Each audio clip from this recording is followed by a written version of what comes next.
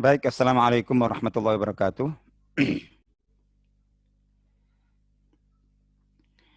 Alhamdulillahirabbil alamin. Wassalatu wassalamu ala sayyidina Muhammadin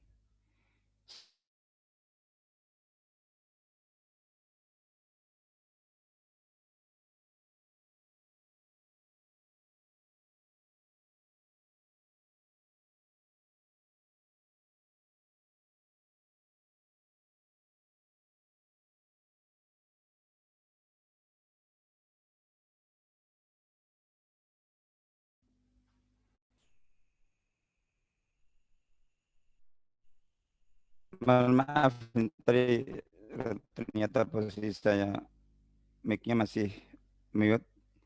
Baik, bismillahirrahmanirrahim. Alhamdulillahirabbil alamin. Wassalatu wassalamu ala sayyidina Muhammadin sayyidil mursalin wa ala alihi wa ashabi ajmain. Allahumma ya rabbana lakal hamdu wa lakal syukru kama yanbaghi li jalali wajhika 'azimi sultanik. Allahumma la nuhsi thana'an 'alaika anta kama athnayta 'ala nafsik. اللهم آت نفوسنا تقواها وزكها أنت خير من زكاها أنت وليها مولاها. اللهم ما أمسى بنا من نعمة أو بأحد من خلقك فمنك وحدك لا شريك لك فلك الحمد ولك الشكر. اللهم إنا أمسينا منك في نعمة وعافية وستر فأتم علينا نعمتك وعافيتك وسترك في الدنيا والآخرة. والحمد لله آمين. Baik Bapak Ibu yang semoga senantiasa dirahmati Allah Ta'ala, kita bersyukur kepada Allah Subhanahu Wa Ta'ala atas berlimpah karunia nikmat dan rahmat yang senantiasa kita terima. Salawat serta salam semoga senantiasa tercurahkan kepada baginda Sayyidina Rasulullah SAW. Semoga kita senantiasa diberikan taufik dan kekuatan untuk tetap bisa istiqamah menapaki sunnah ajaran beliau. Baik, kita mulai insya Allah ngaji bareng kita, ngaji hadis bareng. Mudah-mudahan kajian dan pengajian ini bisa berlanjut dengan izin Allah Ta'ala. Dan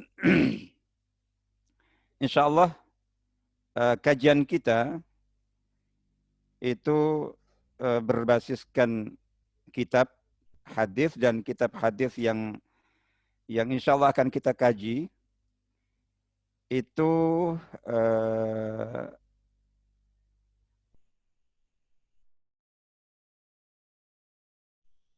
ini. Jadi ini kitab yang insya Allah akan kita kaji, kitab Ma'alim Sunnah An-Nabawiyah. Jadi kitab Ma'alim As-Sunnah An-Nabawiyah yang disebutkan karya Syekh Saleh Ibn Ahmad Asy-Syami, hafizahullah. Beliau sebutkan di sini wa huwa khulasatu 14 kitaban hiya usulu kutubis sunnah. Jadi kitab Ma'alim Sunnah Nabawiyah ini ada 3 jilid. Ini merupakan rangkuman dan ringkasan atau intisari dari 14 kitab yang merupakan kitab induk hadis yang biasa dijadikan sebagai rujukan utama, sumber utama dalam pengambilan ilmu hadis oleh para ulama Ahlussunnah wal Jamaah sepanjang sejarah. Insyaallah itu. Nah, nanti kita akan bahas itu, tapi ini sekedar perkenalan pertama bahwa kitab ini yang insya Allah akan kita kaji, yang akan kita baca insya Allah. Sementara pada pertemuan kita, majelis kita yang pertama ini insya Allah masih bersifat muqaddimah, tamhid. Jadi pengantar umum. Pertama tentang kajian kita ini, yang kedua adalah tentang kitab ini insya Allah. Jadi kajian ini secara umum, ngaji bareng kita ini, dan yang kedua adalah tentang kitab yang akan kita kaji ini, semacam ta'rif am bil kitab. Jadi pengenalan ya pengenalan umum tentang kitab Ma'alimus Sunnah An-Nabawiyah karya Syekh Saleh Ibn Ahmad Asy-Syami hafizallah ini insyaallah. Ya, jadi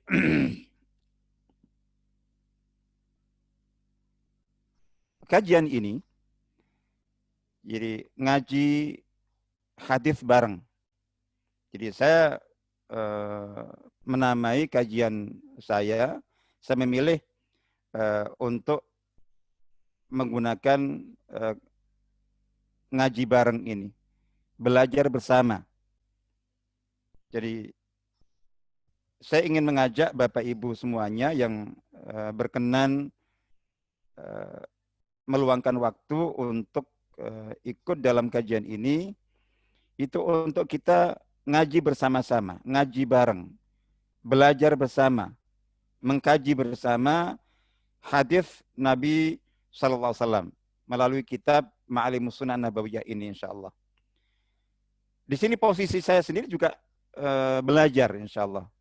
Jadi kita akan belajar bersama. Ya karena saya sendiri bukan merupakan ulama ahli hadis. Cuman saya sedikit banyak mengerti tentang hadis karena pernah belajar dulu waktu kuliah. Itu saya mengambil jurusan hadis. Tapi itu kan sudah cukup lama. Jadi ini adalah bagian dari proses pembelajaran saya, insya Allah. Karena seperti yang disebutkan para ulama bahwa salah satu sarana dan cara belajar terbaik atau setidaknya untuk tathbitul ilm, untuk menguatkan ilmu itu dalam diri kita itu adalah dengan mengajarkannya, insya Allah, dengan mengajarkannya. Ya, jadi kita akan belajar bersama-sama, insya Allah. Jadi mungkin ada di antara para hadirin hadirat, Bapak Ibu yang hadir di sini itu yang punya ilmu yang lebih daripada saya. Kita akan belajar bersama nanti. Mungkin ada yang kurang pas, ada yang salah dari yang saya sampaikan, mungkin bisa diingatkan insya Allah. Saya mungkin dianggap atau tampak dalam tanda kutip lebih alim itu bagi yang mungkin lebih awam lagi tentang ilmu hadis, itu saja. Tapi hakikatnya ya kita insya Allah sama-sama belajar. Nah, forum ini itu kita adakan pertama kita ingin, jadi saya ingin menjadi bagian dari pengajak Bapak Ibu dan penyedia atau yang bersaham memiliki andil dalam menyediakan jalan ke surga. Kita insya Allah dengan kajian ini ingin bersama-sama ke surga. Karena hadis Nabi SAW yang sangat terkenal, di dalamnya itu ada sabda beliau, man salaka tariqan yaltamisu fihi ilman sahalallahu lahu bihi tariqan al jannah. Barang siapa yang menempuh jalan, suatu jalan dalam rangka menuntut suatu ilmu, tidak hanya ilmu hadis, tidak hanya ilmu Al-Quran, karena beliau menyebutkan yaltamisu fihi ilman. Jadi nakirah. Jadi siapapun yang menempuh jalan dalam rangka menuntut sebuah ilmu, apapun ilmu, termasuk tidak hanya ilmu syar'i, termasuk ilmu yang biasa disebut ilmu duniawi, selama itu adalah minal ilmin nafi', termasuk ilmu yang bermanfaat. Jadi bermanfaat itu untuk kehidupan akhirat, untuk kehidupan dunia juga insya Allah. Nah, tentu ilmu hadis salah satu di antara ilmu itu disebutkan bahwa barang siapa yang menempuh suatu jalan dalam rangka menuntut ilmu, maka Allah SWT akan memudahkan baginya jalan ke surga. Mudah-mudahan salah satunya dengan majelis kita ini, di mana kita ngaji bareng, kita belajar bersama, kita menuntut ilmu bersama, Allah akan memudahkan jalan kita semuanya ke surga Allah SWT. Jadi ini adalah salah satu sarana, salah satu jalan dalam rangka untuk menuju surga Allah SWT. Insya Allah itu. Yang kedua, seperti yang tadi sudah saya sebutkan, bahwa ini bagi saya pribadi, ini juga bagian dari forum pembelajaran. Jadi saya ingin belajar karena meskipun dulu pernah belajar secara akademis ilmu hadis, jurusan hadis, tapi itu sudah sangat lama sekali. Lalu kemudian tidak fokus berikutnya.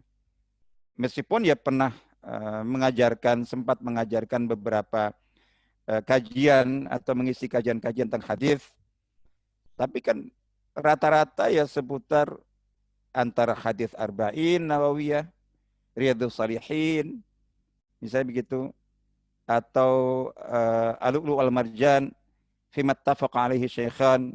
Jadi kitab yang menghimpun hadis-hadis muttafaqun alaih, riwayat Bukhari dan Muslim, Bulughul Maram dan sejenisnya.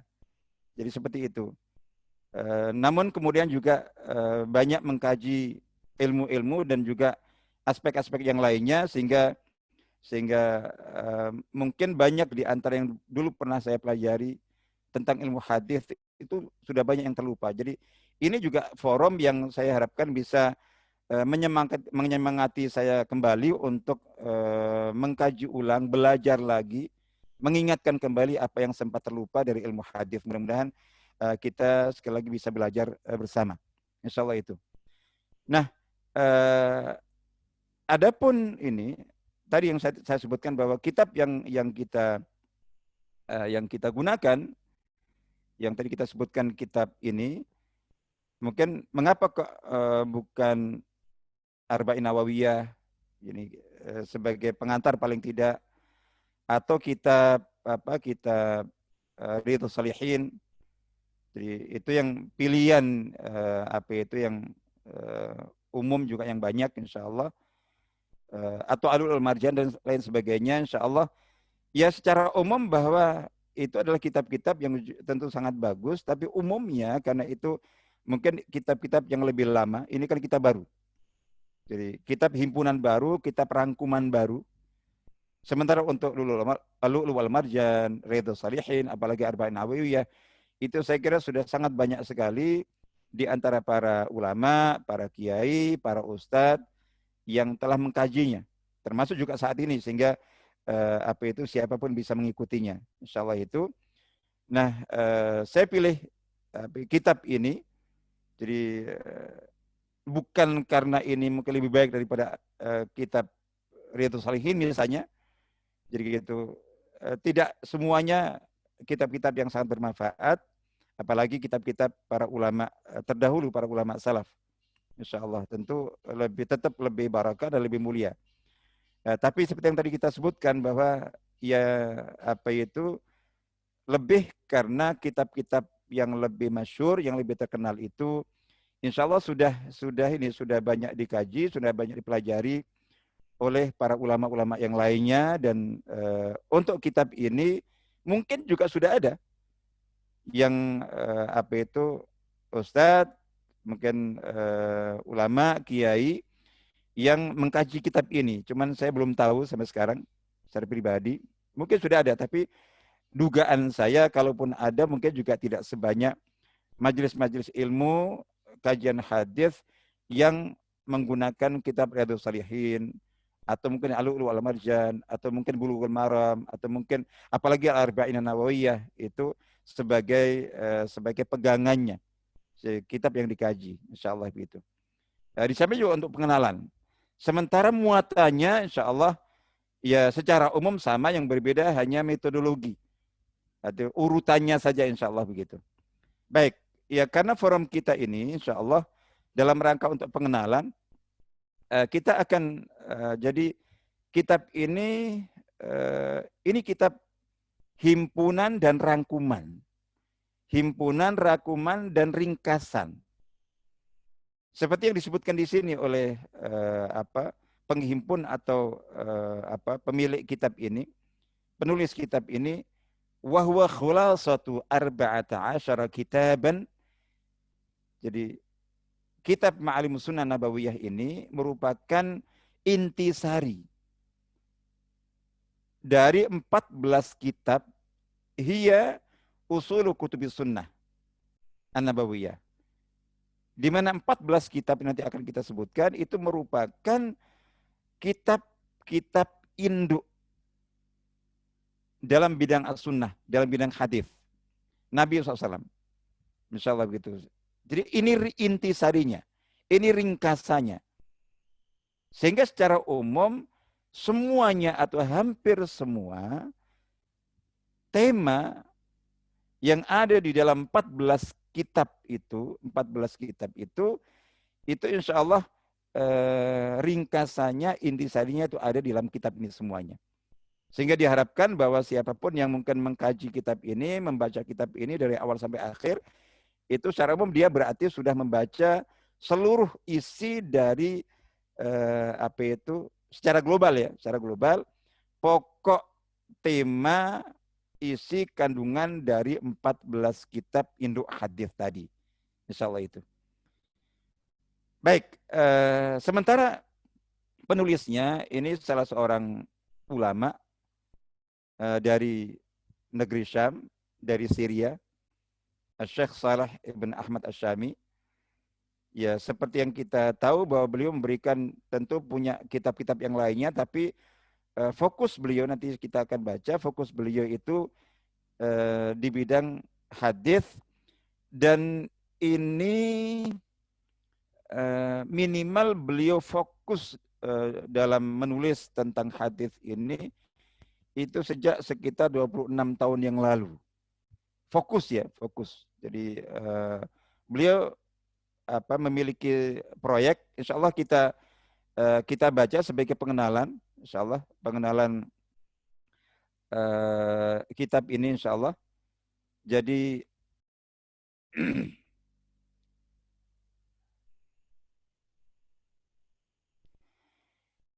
ini juz pertama, al-juzul awal, ada 3 jilid itu kitab ini, insya Allah.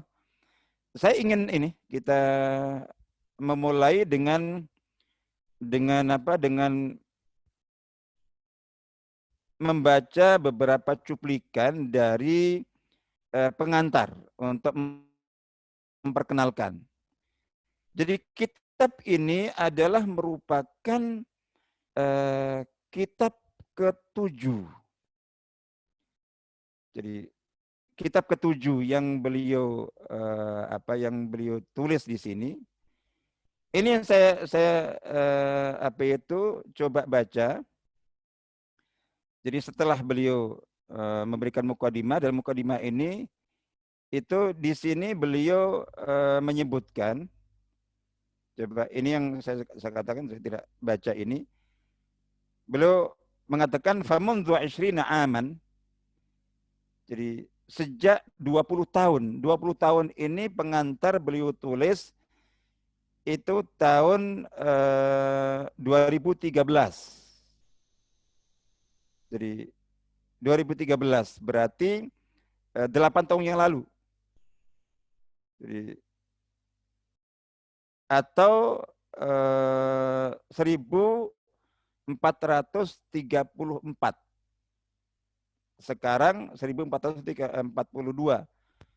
Berarti 8 tahun yang lalu, berarti kalau dihitung sekarang ya berarti sejak 28 ya. Jadi 28 tahun. Jadi 20 tahun ditambah 8 tahun untuk sekarang ini. Itu berkatakan famundu 20 aman. Jadi sejak 20 tahun bada'tul amala 'alal jam'i baina sahihain. Jadi aku memulai berusaha untuk menghimpun hadis-hadis dari 2 kitab sahih. Kalau disebut as-sahihain itu adalah sahih Al-Bukhari dan Muslim. Tsumma tabi'a dzalika kutubun ukhra. Jadi setelah beliau menghimpun dan meringkas 2 kitab sahih Al-Bukhari dan sahih Muslim, itu beliau ikuti dengan kitab-kitab lain, syakkalat bimajmu'iha masyru'a taqrib sunnatil mutahharah. Jadi di mana himpunan dari 2 kitab sahih Bukhari dan sahih Muslim ditambah dengan kitab-kitab yang lainnya, itu keseluruhannya itu itu merupakan jadi membentuk masyru' takrib sunnah nabawiyah. Proyek mendekatkan sunnah suci, hadis suci, ilmu hadis suci itu kepada umat. Jadi beliau memiliki proyek takribus sunnati al-mutahharati ilal ummah. Jadi beliau ingin bagaimana kitab-kitab hadis, bagaimana ilmu hadis, bagaimana hadis-hadis Nabi SAW itu lebih dekat kepada umat sekarang. Jadi sekarang karena kemampuan, semangat, ya, antusiasme kaum muslimin sekarang itu untuk belajar hadis dan membaca dari kitab-kitab aslinya, kitab-kitab induknya itu tentu tidak seperti zaman dulu. Zaman dulu. Nah, beliau melihat bahwa ya beliau ingin mendekatkan itu, maka kemudian beliau mulailah sejak 28 tahun yang lalu itu proyek ini, proyek mendekatkan sunnah Nabi SAW yang suci itu kepada umat. Nah di sini waqad yassarallahu ta'ala bifadlihi wa mannihi wa karimih, dan alhamdulillah sungguh Allah Ta'ala telah memberikan kemudahan dengan karunia-Nya, dengan kemurahannya, dan dengan pemberiannya. Jadi ikhraja arba'ata asyara kitaban. Jadi menampilkan jadi 14 kitab min kutubis sunnati syarifah, di antara kitab-kitab sunnah yang mulia, dhimna hadzal masyru'. Jadi di dalam proyek ini, wahiyal kutubul lati qaddamaha al-ulama wa ala ghairiha. 14 kitab induk hadis itu merupakan kitab-kitab yang yang lebih diutamakan, lebih diprioritaskan oleh para ulama dibanding dengan yang lainnya. Tentu masih ada kitab-kitab yang lainnya. Jadi gitu. Selain kitab ini, kitab 14 kitab itu, tapi menurut beliau dari para ulama terdahulu, 14 kitab ini itu lebih diprioritaskan, lebih tinggi nilainya, insyaallah. Beliau mengatakan wa qaddimul yauma lil kitabi al-khamis asyar. Jadi hari ini, jadi aku memberi pengantar untuk kitab yang ke-15 dari 14 tadi, 12 wa bihi yakunu tamam hadzal masyru'. Dengan kitab ke-15 ini, atau kalau dari himpunan beliau itu sebetulnya 6, ini kitab ke-7. Jadi ini dikatakan merupakan kitab Ma'alimus Sunnah Nabawiyah ini, itu merupakan kitab ke-15 kalau dihitung dari keseluruhan kitab yang beliau himpun, yang beliau rangkum. Tapi kalau dari hasil rangkuman itu, ini kitab ke-7, nanti kita akan ketahui. Nah, disebutkan wa sayadummu hadzal kitabu. Jadi baina daffaihi, kitab ini di antara dua sampulnya itu akan jadi akan berisi khulasatan wafiyatan lil kutubil lati sabaqathu jami'uha. Jadi kitab ini di antara dua sampulnya itu akan berisi ringkasan atau intisari yang komprehensif untuk kandungan dari seluruh kitab yang mendahulunya semuanya. Walihadza samaituhu Ma'alimus Sunnah Nabawiyah. Oleh karena itu aku menamainya dengan nama Ma'alimus Sunnah Nabawiyah. Jadi wa arju an yajida fihi kullu muslimin hajatahu, dan aku berharap mudah-mudahan setiap muslim itu bisa mendapatkan dalam kitab ini itu kebutuhannya dari ilmu hadis, wa mimma yalzamuhu al-ilmu bihi fi umuri dinihi wa dunya. Jadi di antara yang perlu atau harus dia ketahui dalam urusan agama dan dunianya. Insyaallah itu. Nah, jadi ini yang beliau sebutkan. Adapun judul atau nama kitab Ma'alimus Sunnah Nabawiyah, ma'alim itu jamak dari ma'lam. Jadi dari akar kata ya dari ini semakna dengan alamah. Jadi mungkin bisa kita terjemahkan rambu-rambu. Jadi ma'alim Sunnah Nabawiyah itu adalah rambu-rambu atau petunjuk jalan. Itu menuju sunnah nabawiyah. Artinya bahwa bagi yang ingin mengetahui sunnah Nabi ya secara lebih lengkap, lebih komprehensif, maka ini rambu-rambunya, ini petunjuk jalannya. Insya Allah begitu. Betul. Artinya bahwa dengan membaca kitab ini, maka diharapkan insya Allah setiap muslim dan muslimah itu akan bisa mengetahui dan mengenali hadis-hadis Nabi SAW dalam seluruh aspek kehidupannya, insya Allah begitu. Baik, nah ini secara umum gitu, ini pengantar, ini makanya tadi kita sebutkan. Jadi pengantar ini beliau sebutkan, beliau tulis awal bulan Sya'ban tahun 1434 atau tanggal 10 bulan 6. Jadi bulan 6 Juni 2013. Jadi insya Allah ini. Baik. Nah,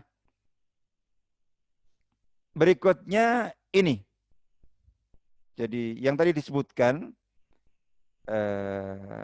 kitab yang beliau kaji, beliau coba untuk rangkum, ringkas, dan beliau ambil intisarinya. Jadi gitu. Pertama menjadi tadi. Jadi menjadi 6 kitab nanti akan kita sebutkan. Jadi gitu. 14 kitab yang merupakan sumber utama kitab Ma'alimus Sunnah Nabawiyah ini itu kitabnya. Jadi pertama adalah ini urutannya Muwatta al-Imam Malik rahimahullah, kitab Al-Muwatta karya Imam Malik rahimahullah. Jadi diurutkan di sini. Jadi kitab Al-Muwatta karya Imam Malik rahimahullah. Malik bin Anas ini yang paling senior. Jadi kalau yang dikenal sebagai ulama ahli hadis, beliau sekaligus merupakan jadi di antara 4 ulama pemilik mazhab fikih yang terkenal. Jadi mazhab Hanafi Imam Abu Hanifah, mazhab Maliki Imam Malik ini, mazhab Syafi'i Imam Syafi'i, mazhab Hambali Imam Ahmad bin Hanbal. Jadi di antara ulama ya pemilik 4 mazhab fikih yang terkenal itu yang sekaligus juga dikenal sebagai ahli hadis yang terkenal. Ahli hadis yang lebih spesialis di bidang hadis itu adalah 2. Jadi Imam Malik ini dan Imam Ahmad bin Hanbal. Jadi sementara Imam Abu Hanifah jadi gitu, ya tentu juga punya ilmu tentang hadis, tapi beliau lebih dikenal sebagai ahli fikih daripada ahli hadis. Begitu juga Imam Syafi'i. Imam Syafi'i juga ahli hadis. Beliau juga punya kitab Musnad Imam Syafi'i, tapi kecil kitabnya, insyaallah gitu. Tapi beliau sempat bertemu dengan Imam Ahmad bin Hanbal ketika beliau tinggal di Baghdad. Nah, dalam bidang berbagai ilmu agama, tafsir Al-Quran, tafsir atau syarah hadis, ya. Terus kemudian usul fikih dan seterusnya, di berbagai bidang ilmu agama itu Imam Ahmad bin Hanbal itu belajar kepada Imam Syafi'i rahimahullah. Jadi gitu. Tapi khusus dalam bidang ilmu hadis riwayatan, ini perhatikan, ilmu hadis dari sisi riwayat ilmu hadisnya itu Imam Syafi'i berguru dan mengambil hadis dari Imam Ahmad bin Hanbal. Tapi ilmu hadis diriwayatan dari sisi pemahaman hadisnya itu Imam Ahmad bin Hanbal. Jadi itu justru belajar kepada Imam Syafi'i. Ya, ini luar biasanya kedua imam agung ini rahimahumullah. Jadi diriwayatkan bahwa Imam Syafi'i rahimahullah itu biasa pesan kepada imam Imam Ahmad, jika ada atau ketemu hadis baru itu tolong sampaikan kepada saya. Jadi, nah itu biasa ketika Imam Ahmad bin Hanbal mendapatkan hadis baru, itu dibawa kepada Imam Syafi'i, diriwayatkan kepada beliau, disampaikan kepada beliau. Setelah dibacakan dan disampaikan hadis itu, setelah itu gantian Imam Ahmad bin Hanbal yang mendengarkan penjelasan tentang hadis itu dari Imam Syafi'i. Tentang fikihnya, tentang kandungannya, luar biasanya. Baik, jadi ini. Jadi sebagai pengenalan, yang pertama adalah kitab Al-Muwatta. Ini kitab hadis yang termasuk paling paling dahulu. Kemudian Musnad Al-Imam Ahmad. Ini di antara kitab-kitab hadis yang lainnya, itu yang paling besar, yang paling tebal, yang paling banyak hadisnya. Jadi di dalam Musnad Imam Ahmad ini sekitar 40.000 hadis.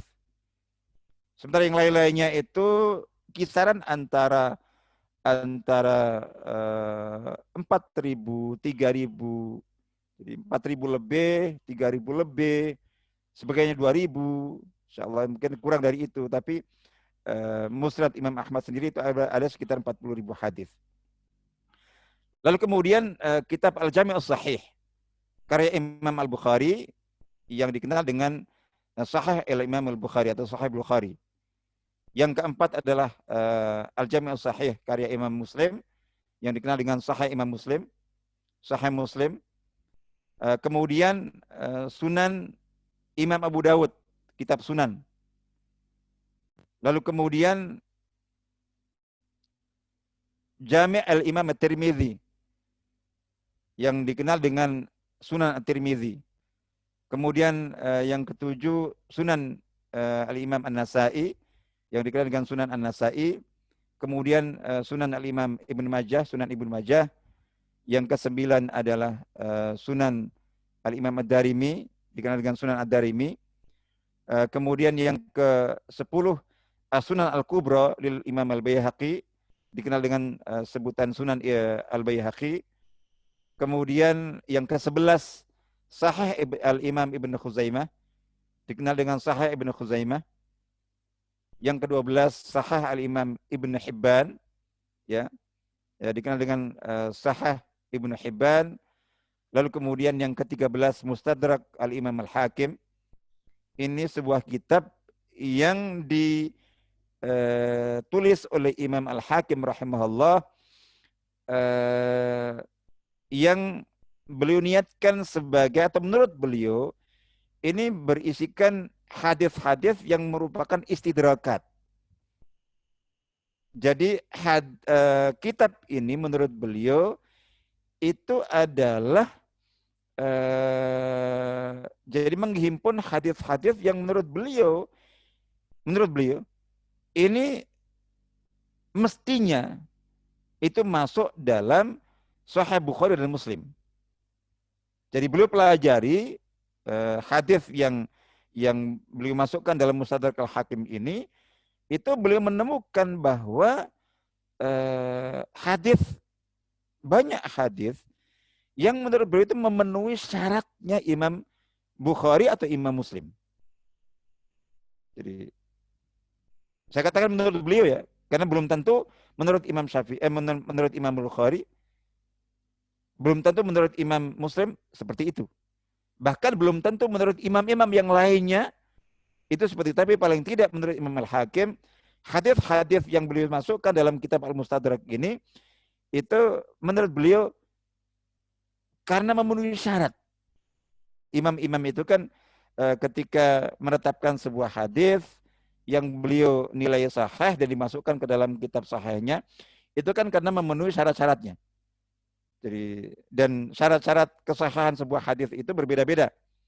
Jadi menurut Imam Bukhari dengan Imam Muslim, yang tertinggi, yang paling ketat Imam Bukhari, di bawahnya Imam Muslim, begitu seterusnya. Oke, jadi seperti itu. Mustadrak al-Hakim ini. Kemudian yang ke-14 itu adalah Al-Hadits Al-Mukhtarah. Jadi biasa dikenal dengan nama Al-Mukhtarah sebagai singkatnya. Jadi kitab himpunan hadis-hadis pilihan karya Al-Imam Al-Maqdisi. Jadi Al-Imam Dhiyauddin Al-Maqdisi rahimahullah. Ini 14 kitab. Jadi karya para ulama hadis yang terkenal, dan seperti disebutkan bahwa jadi ini merupakan 14 kitab yang merupakan kitab induk yang paling utama yang menjadi rujukan para ulama Ahlussunnah wal Jamaah sepanjang sejarah dalam bidang ilmu hadis sebagai dalil. Jadi dalil dasar apa itu kedua ya. Setelah Al-Quran kan hadis, As-Sunnah kan merupakan dasar dan sumber kedua untuk ajaran Islam, untuk hukum Islam setelah Al-Quran. Nah, sumbernya, rujukan utamanya adalah yang paling utama 14 kitab hadis ini. 14 kitab hadis ini itu yang paling terkenal itu ada yang disebut dengan Al-Kutubus Sittah. Jadi ada sebutan Al-Kutubus Sittah. Nah, yang disebut Al-Kutubus Sittah 6 kitab rujukan hadis atau 6 kitab induk hadis. Ya. Itu mulai dari kitab nomor 3 itu sampai nomor 3 sampai nomor 8. Jadi Sahih Bukhari, Sahih Muslim yang dikenal dengan sebutan As-Sahihan. Jadi 2 kitab sahih ini dikenal dengan As-Sahihan. Jadi kalau kita baca dalam kitab-kitab itu fi sahihain wa fi sahihain itu artinya hadis dalam 2 kitab sahih, itu maksudnya Sahih Bukhari dan Muslim. Itu yang pertama. Terus kemudian kitab-kitab sunnah yang dikenal dengan sebutan atau nama sunan, itu yang terkenal itu 4. Disebut As-Sunan Al-Arba'ah. Jadi As-Sunan Al-Arba'ah. Kutubus Sunnah Al-Arba'ah, Sunan Abu Dawud, Sunan At-Tirmidzi, Sunan An-Nasai, dan Sunan Ibnu Majah. Nah, gabungan antara As-Sahihan, 2 kitab sahih dan Bukhari Muslim, dan 4 kitab sunan, itu menjadi 6 disebut dengan Al-Kutubu As-Sittah. Nah, dari Al-Kutubu Sittah ini kalau ditambah dengan 3 kitab induk hadis yang lainnya, yaitu nomor 1 Muwatta Al-Imam Malik, yang kedua Musnad Al-Imam Ahmad, jadi yang nomor 9 Sunan Imam Ad-Darimi. Jadi gitu. 6 kitab yang disebut Al-Kutubus Sittah ditambah 3 itu kemudian dikenal dengan kitab induk yang paling utama dan paling terkenal, itu disebut Al-Kutubut Tis'ah. Jadi 9 kitab induk hadis bagi Ahlussunnah wal Jamaah. Insyaallah itu. Nah, dari 9 ini kemudian oleh penulis kitab Ma'alimus Sunan Nabawiyah ditambahkan 5 kitab lain. Yang tadi sudah kita sebutkan 5 kitab lain, yaitu Sunan Al-Baihaqi, lalu kemudian Sahih Ibnu Khuzaimah, Sahih Ibnu Hibban, Mustadrak Imam Al-Hakim, dan Al-Mukhtarah, Al-Hadits Al-Mukhtarah karya Al-Imam Dhiyauddin Al-Maqdisi. Yang perlu kita perhatikan, coba. Jadi ini para ulama penghimpun hadis Nabi SAW dalam kitab-kitab beliau itu ada 2 hal yang perlu kita catat di sini. Mayoritas mereka itu hidup itu di abad ketiga, mayoritasnya. Jadi mayoritasnya itu adalah para ulama yang hidup di abad ketiga, dan memang dalam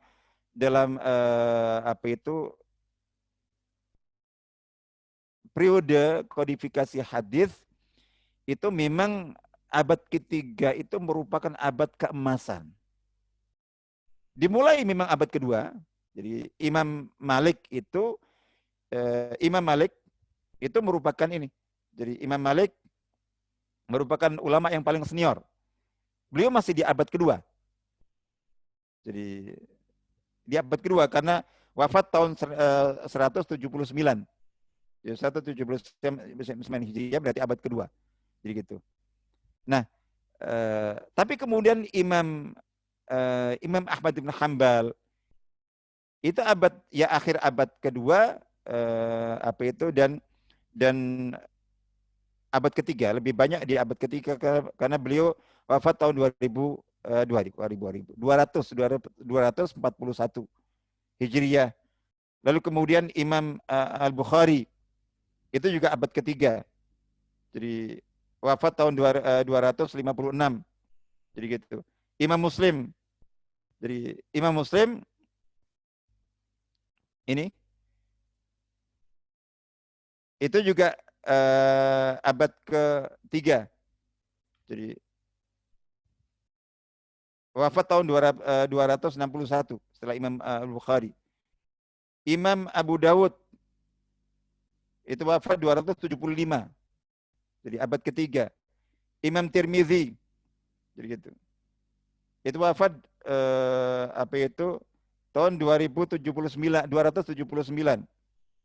Jadi Imam An-Nasa'i itu seperti itu juga. Jadi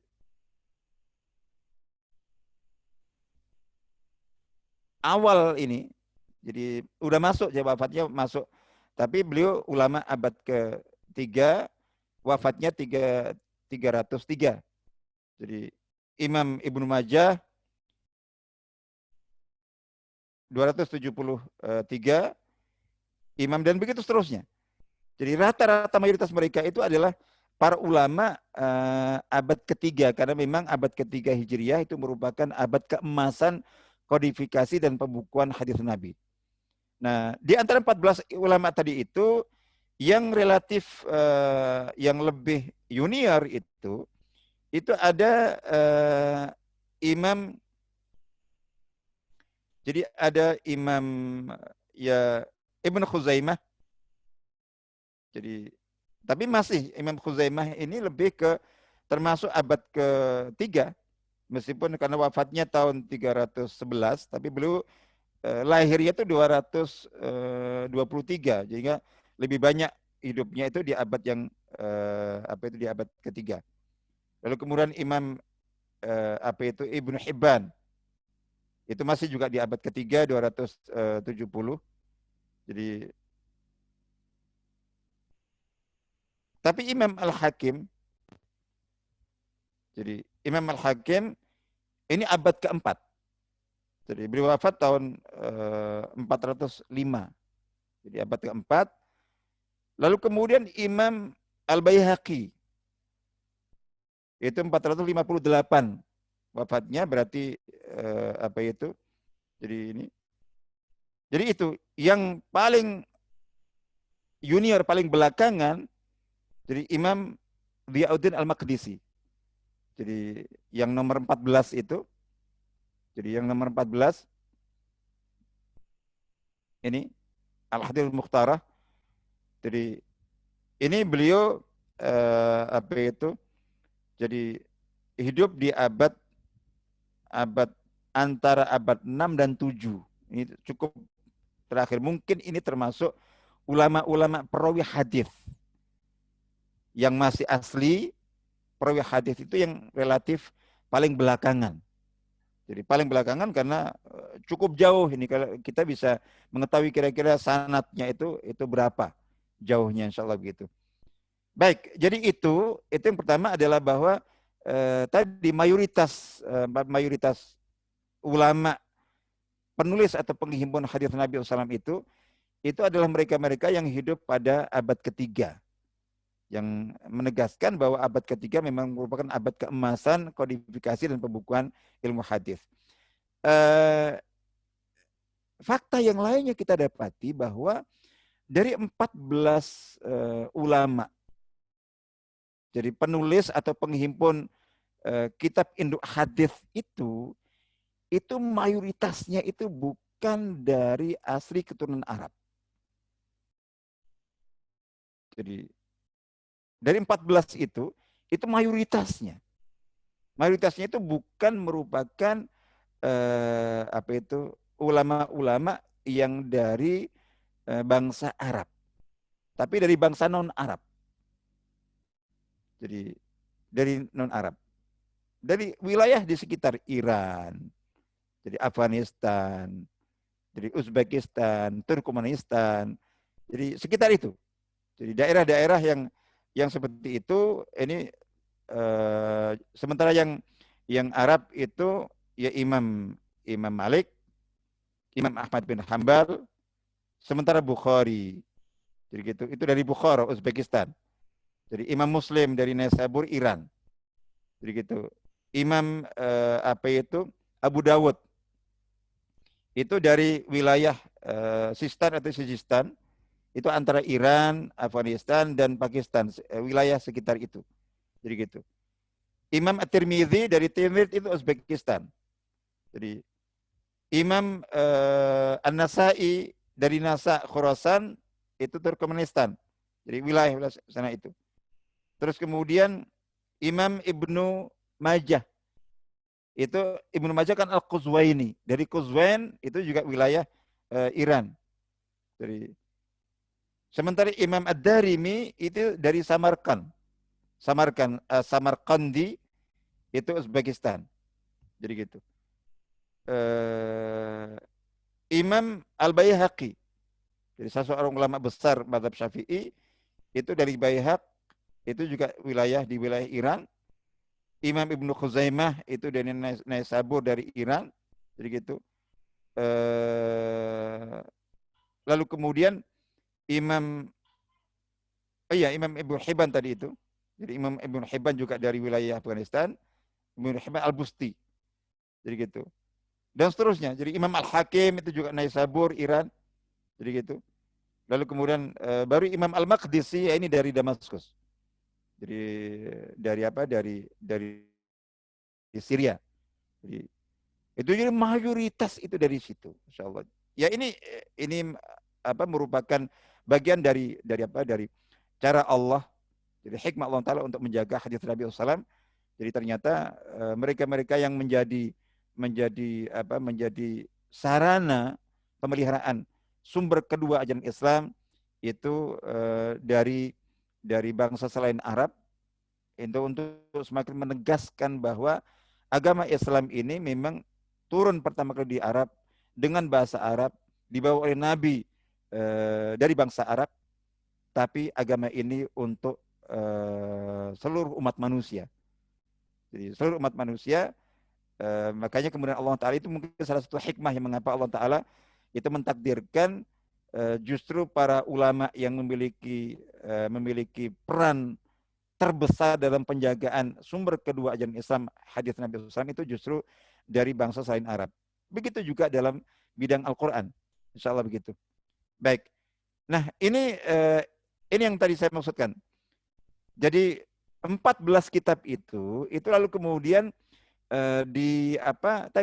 dikatakan dicoba untuk didekatkan, diringkaskan. Jadi gitu. Itu menjadi 6 kitab ini. Jadi ini rangkuman dan ringkasan dari 2 kitab sahih.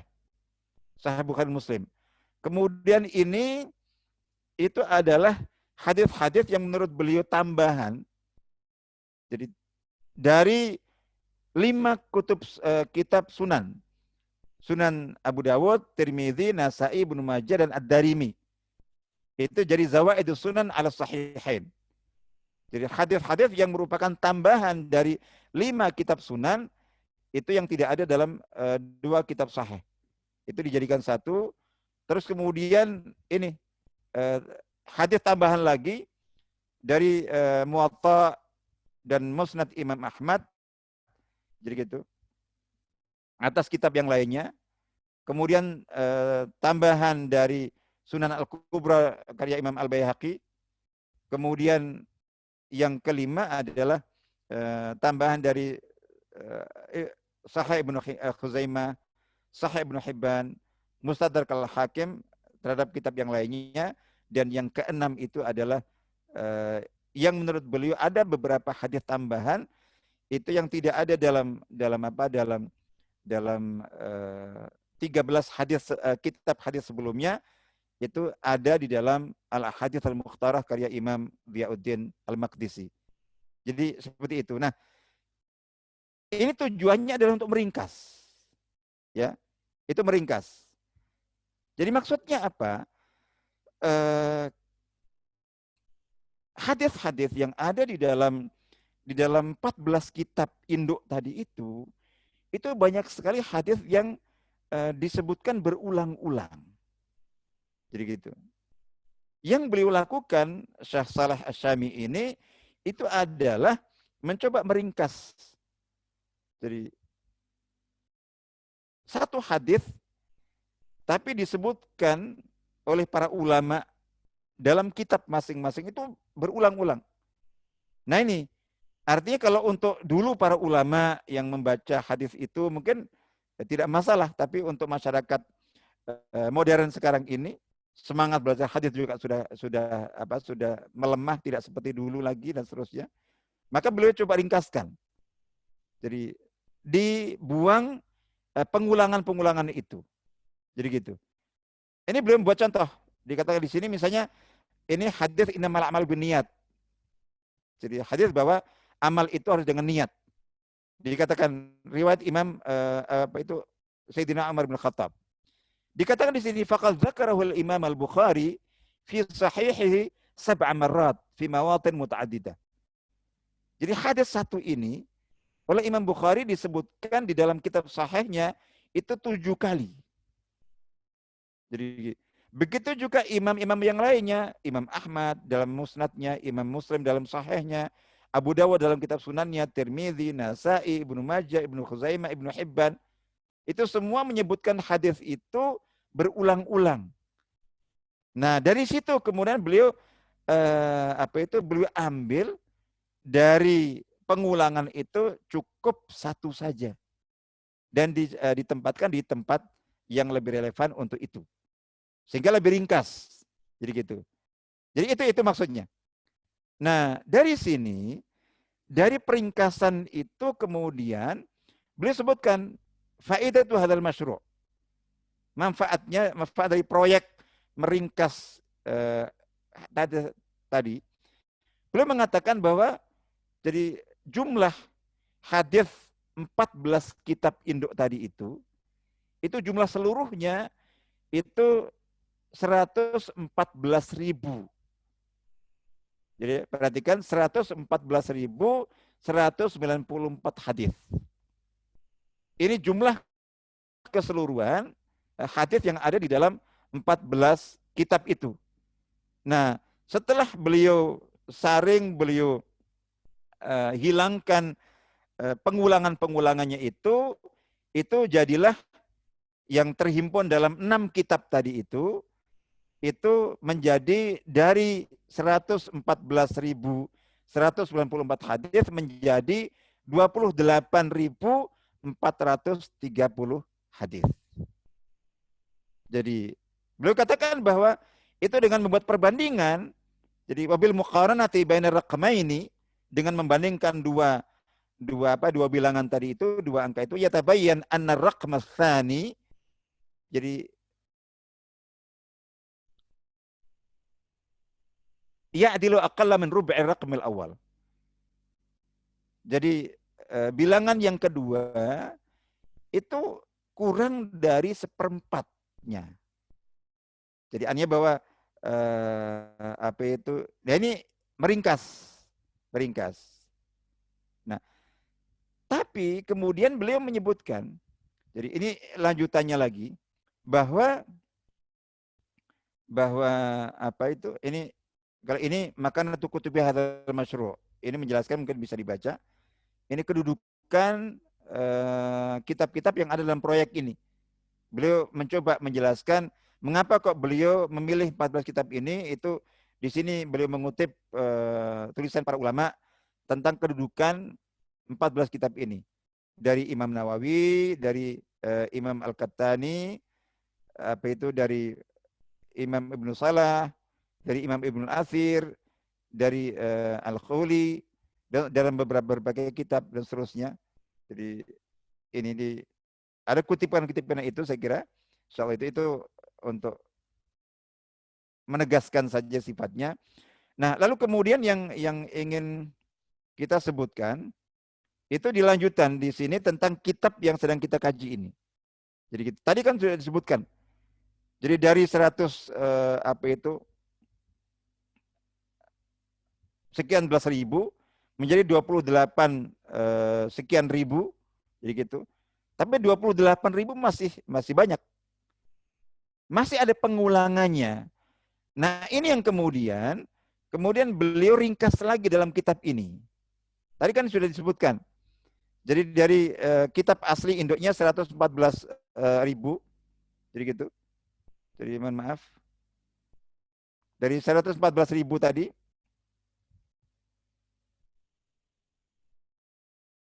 Nah ini. Itu menjadi 28.430. Nah, di sini masih ada pengulangan-pengulangan. Jadi pengulangan-pengulangan. Maka kemudian beliau itu mencoba jadi untuk meringkas lagi, menyaring lagi. Nah, akhirnya kemudian beliau dapatkan. Karena begini. Jadi beliau mengatakan tadi kalau dari kitab induk aslinya untuk menjadi kitab yang tadi jumlahnya akhirnya menjadi 28.400 lebih tadi itu di dalam kitab-kitab beliau itu masih ada pengulangan yang beliau hilangkan dari pada tahap pertama itu adalah hadis yang diriwayatkan oleh sahabat yang sama. Misalnya seperti tadi, innamal a'malu binniyat. Itu diriwayatkan oleh Sayyidina Umar. Jadi gitu. Tapi oleh para ulama hadis disebutkan berulang-ulang di beberapa, seperti Imam Bukhari tadi itu menyebutkan dalam 7 tempat yang berbeda-beda. Jadi gitu. Hadis yang sama persis. Begitu juga Imam Muslim, begitu juga yang lain-lainnya. Jadi itu yang pengulangan itu yang dibuang. Ketika hadis itu diriwayatkan dari sahabat yang sama. Tapi ketika seandainya kok hadis innamal a'malu binniyat itu juga diriwayatkan oleh sahabat lain. Anggaplah redaksinya sama atau hampir sama. Tapi diriwayatkan oleh sahabat lain misalnya, maka itu tetap disebutkan. Jadi gitu. Nah, di sini pada tahap di dalam kitab ini akhirnya kemudian beliau meringkas lagi, memeras lagi, akhirnya kemudian jadi bukan hanya pengulangan itu hadis dari perawi sahabat yang sama, tapi pengulangan hadis itu dalam tema yang sama, topik yang sama seperti tadi itu. Tapi diriwayatkan oleh lebih dari satu sahabat. Nah, itu nanti beliau akan memilih. Mungkin ada ini dicontohkan misalnya di sini. Di sini itu beliau menyebutkan hadis al-harbu khud'ah. Perang itu tipuan. Dikatakan begitu. Nah, ini hadis ini diriwayatkan oleh Abu Hurairah. Jadi gitu, itu 3 kali diulang dalam Bukhari, Muslim, seterusnya. Nah, ini sudah dibuang. Jadi gitu. Di kitab yang sebelumnya, sebelum kitab Ma'alimus Sunan Nabawiyah ini. Nah, tapi hadis ini dengan lafal yang sama atau hampir sama ini, itu kan ini disebutkan riwayat Abu Hurairah kan? Nah, riwayat Abu Hurairah. Tapi mengapa kok dalam proyek beliau kitab-kitab 6 kitab tadi itu kok masih ada pengulangannya? Karena redaksi hadis Al-Harbu Khud'ah ini, jadi itu di samping diriwayatkan oleh Sayyidina Abu Hurairah, juga diriwayatkan oleh sahabat-sahabat yang lainnya. Jadi selain Abu Hurairah, yaitu ada Jabir bin Abdullah, Ibnu Abbas, Ka'ab bin Malik, Aisyah, radhiyallahu anhum jami'an. Jadi gitu. Nah, sehingga ini masih tersebutkan. Nah, di dalam kitab kita ini, yang seperti itu sudah diambil salah satu. Jadi terlepas nanti yang mana, apakah yang diambil adalah riwayat Abu Hurairah, ataukah riwayat yang jelas, karena isinya sama, topiknya sama, maka cukup diambil satu saja. Jadi terlepas, ya tentu ada pertimbangan mengapa yang diambil riwayat Abu Hurairah, tapi yang jelas tidak disebut semuanya. Nah, itu akhirnya kemudian dari situ itu didapati di sini, ya. Jadi artinya bahwa tahap terakhir yang kemudian terhimpun dalam kitab Ma'alimus Sunan Nabawiyah ini, jadi jumlah hadis yang di dalam kitab induk jadi 114.000 sekian menjadi 28.430. Nah, di dalam kitab Ma'alimus Sunnah yang ini secara umum menurut beliau itu berisikan seluruh dalil hadis yang menjadi landasan dan dasar untuk seluruh ajaran Islam, akidahnya, ibadahnya, syariahnya itu akhirnya jumlahnya itu 3.921. Jadi ini intisarinya. Ya, ini yang dikandung oleh yang ada di dalam kitab ini, yang ada dalam kitab Ma'alimus Sunan Nabawiyah ini, itu akhirnya isinya jumlahnya adalah ini. Insyaallah itu. Ini yang insyaallah akan kita baca dan kita pelajari. Jadi dan itu sudah merangkum insyaallah gitu. Secara umum ya saya kira ini yang lainnya saya ingin masuk bahwa di dalam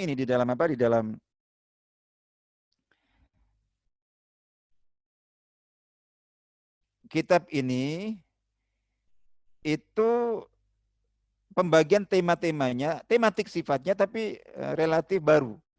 Berbeda dengan yang lainnya. Jadi ada 10 tema utama. Jadi bagaimana beliau mengumpulkan tema-tema hadis itu ini. Jadi seluruhnya itu yang pertama adalah dalam bidang akidah, kemudian dalam fil ilmi wa masadiri, ilmu dan sumber-sumbernya, ibadat, fil ibadah, fi ahkamil usrah.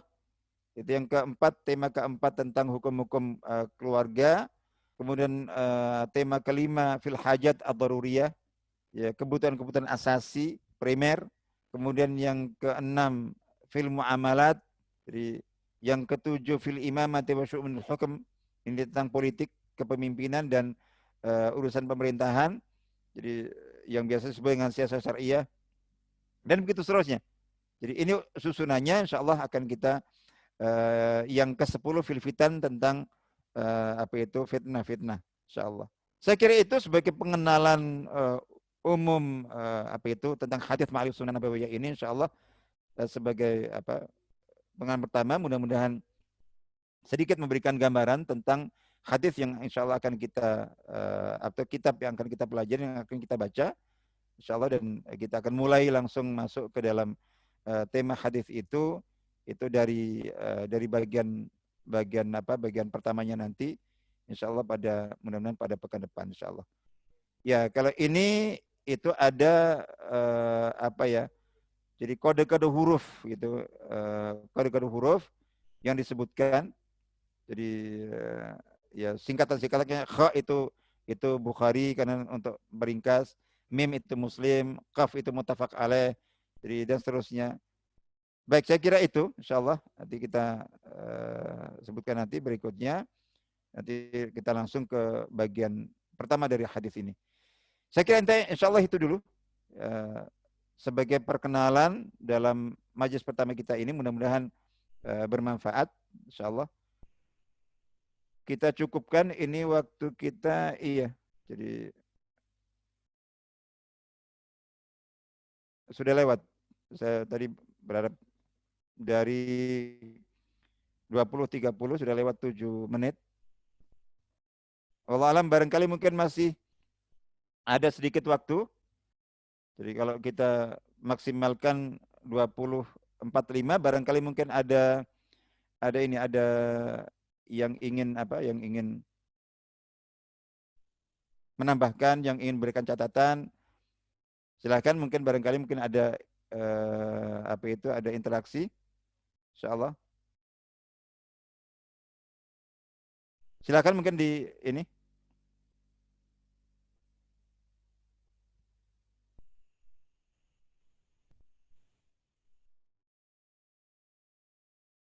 Sudah bisa di-unmute, barangkali mungkin kalau barangkali ada yang ingin langsung.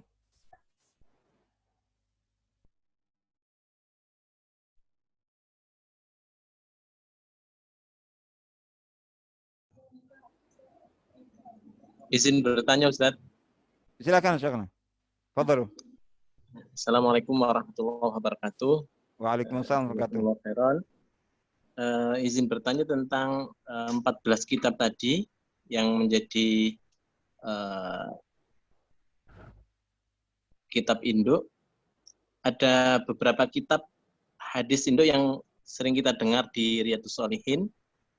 Ya. Ini tidak disebutkan ya. Jadi ada biasanya ada Imam At-Tabarani, Betul. ada Rukutni sama ada Imam Ibnu Abi Dunya. Ya. Mungkin bisa dijelaskan Ustaz tentang 3 ulama hadis tadi, dan ada mungkin kenapa alasan Syekh Asyami ini nggak menyebutkan. Jazakumullah khairan Ustaz. Iya, jadi secara umum saya sendiri juga belum mendapatkan penjelasan khusus, saya tidak menemukannya. Jadi mungkin coba nanti saya coba cari, tapi kalau dari kitab ini belum menyebutkan, jadi hanya belum menyebutkan karena ya seperti ini kan pilihan ya. Pilihan. Jadi ada baru dalam mu'jamnya. Jadi terus kemudian ada Al-Bazzar, ya, ada Imam Ad-Darqutni juga sangat terkenal sekali, insyaallah begitu. Nah, jadi seperti yang tadi kita sebutkan. Kalau ya tentu kitab ini sendiri juga biasalah. Jadi para ulama lain juga memberikan catatan-catatan, termasuk juga dari sisi beliau kan memang menghimpun saja kan. Jadi meringkas, menghimpun. Beliau terkait dengan hadis-hadis selain Bukhari Muslim, itu beliau mengatakan bahwa beliau hanya menyebutkan hadis yang sahih dan hasan. Tapi sahih hasan itu bukan hasil kajian beliau sendiri. Jadi beliau mengambil dari para ulama lain. Syekh Al-Albani, Syekh Syuaib Al-Arnaud, Syekh Abdul Qadir Al-Arnaud dan seterusnya. Jadi beliau cukup mendasarkan pada tentang hukum hadis itu, sahih dan hasan itu dari hasil kajian para muhakkik kitab-kitab itu. Para pengkaji kitab itu. Jadi bukan hasil beliau sendiri. Insyaallah itu cukup begitu. Nah, itu di situ ada beberapa yang berikan catatan. Itu saya kira biasa. Termasuk di sini. Artinya bahwa ya mohon maaf saya belum menemukan secara khusus. Itu sudah muncul di benak saya. Jadi seperti At-Tabarani terkenal sekali, Ad-Darqutni, Al-Bazzar kita temukan banyak. Itu dan lain-lain sebagainya. Itu kok tidak. Nah, mudah-mudahan mungkin barangkali ada, tapi yang jelas bahwa ini sudut pandang. Artinya bahwa menurut nukilan-nukilan yang beliau sebutkan dalam kitab tadi itu menjelaskan mengapa beliau lebih memilih 14 itu pertama karena menurut ulama yang lainnya, Imam Ibnu Salah, An-Nawawi dan lain sebagainya itu memang lebih mendahulukan, mengutamakan kitab-kitab ini daripada yang lainnya. Jadi gitu. Artinya berarti menurut beliau setidaknya sudut pandang beliau, dan bisa juga ada yang lainnya yang tidak setuju, itu derajat kedudukan kitab At-Tabrani, kitab ini Ad-Daraqutni, jadi Al-Bazzar itu di bawah. Itu pertama. Yang kedua kan begini. Jadi beliau menyebutkan dalam kitab tadi itu bahwa mungkin saya share lagi, mohon maaf Ustaz. Jadi di dalam ini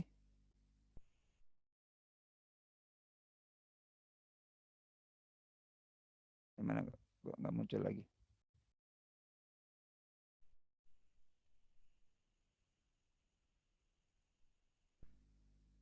Nggak, jadi beliau menyebutkan dari 3.900 hadis yang ada di dalam kitab Al-Sunnah itu 55% itu dari Sahih Bukhari Muslim. Terus lebih dari 90% itu dari kutub tis'ah, Ustaz. Jadi dari Mustadrak Al-Hakim, Al-Baihaqi, ya, terus kemudian dari Al-Mukhtarah, jadi gitu, dari itu hanya kurang dari 10%. Nah, berarti menurut beliau semua hadis yang ada dalam dalam At-Tabrani, dalam Ad-Daraqutni, itu dalam ini itu tidak ada tambahan baru secara tema. Jadi gitu. Semua sudah ada di dalam 14 kitab itu. Jadi gitu. Terus kemudian kan ini hadis-hadis yang ada di dalam kitab Sahih Bukhari, Muslim itu kan rata-rata sudah ada di dalam Musnad Imam Ahmad. Jadi sehingga ada ulama yang mengatakan kalau antum misalnya kok dengar hadis lupa perawinya, itu kalau mau aman sebutkan rawahu Ahmad insya Allah benar. Jadi itu. Hampir tidak ada hadis yang diriwayatkan oleh Imam Bukhari, Muslim, Tirmidzi, Nasai, Abu Dawud, Ibnu Majah itu kecuali ada di Musnad Imam Ahmad. 40.000 hadis. Nah, itu mungkin itu sebabnya, insya Allah gitu. Tapi ini masih dugaan saya dari memahami metode beliau. Jadi saya sendiri belum menemukan penjelasan beliau. Itu persis sama pertanyaan antum itu juga ada di benak saya. Mau saya ini kan cuma saya belum menemukan. Jadi gitu, insya Allah gitu. Baik, insya Allah itu. Barakallahu fikum. Jazakumullah khairan katsiran Ustaz. Barakallahu syakran. Ada mungkin tambahan yang lainnya? Atau kita cukupkan? Insya Allah.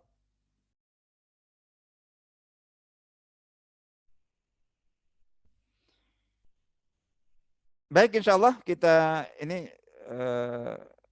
karena waktunya sudah 20.45, jadi saya berharap kedepannya nanti mungkin biar ada kesempatan diskusi, mungkin saya berusaha untuk membatasi sebelum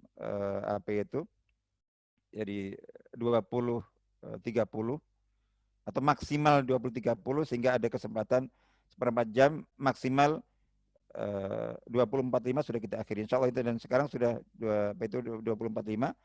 Kita cukupkan sampai di sini insya Allah majelis kita sharing ngaji bersama kita dari kitab Ma'alimus Sunan Nabawiyah. Mudah-mudahan bisa kita lanjutkan dalam pekan depan insya Allah, dan semoga Allah senantiasa melimpahkan rahmatnya dan barakahnya kepada kita semuanya, memberikan kesehatan kepada kita dan memberikan kesembuhan untuk saudara-saudara kita yang sakit, dan memberikan rahmat dan maghfirah kepada keluarga kita, saudara kita, dan teman-teman kita yang sudah mendahului kita. Kita cukupkan sampai di sini. Barakallahu fikum. Insyaallah, dan kita akhiri majelis kita dengan membaca kafatul majelis dan membaca surah Al-Asr.